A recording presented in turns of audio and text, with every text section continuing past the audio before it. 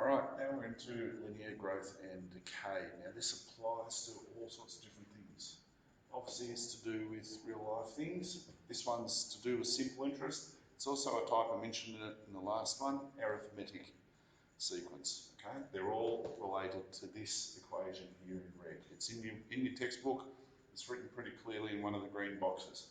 Alright, so simply is the next term equals the current term plus or minus. Now plus if it's growing, minus if it's decaying, and D stands for difference. So it's whatever the amount of change is. And of course it has to have your initial term at the end. Okay. Or at the start, doesn't matter. I think the book does it at the start. Alright, here's an example. At Marby, there were 1,350 students before the pandemic. So we started with 1,350. Each day there were 24 less students. So we need to write that as a recurrence relation. So, simply, our start value, V, or call it S for students, S0 equals how much? 1,350. I'm putting it at the start.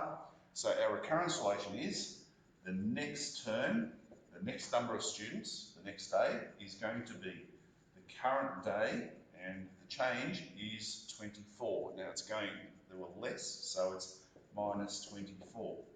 I've set up the recurrence relation there. Okay. We can use that, sorry, I'm going to get on my knees for this. We can use that to figure out after how many days how many students are going to be there. So, if we start at 1,350, that's our start value. I take away 24 from that, I should pick a number, is 1,326.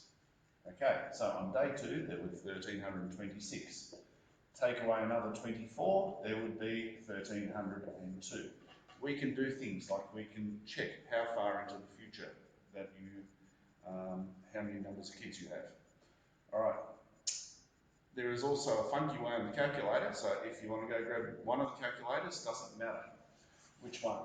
I can show you how to do this over here. I haven't got the calculator with me, but if you type in either Scientific or CAS, you type in 1,350 as your start value, then press enter.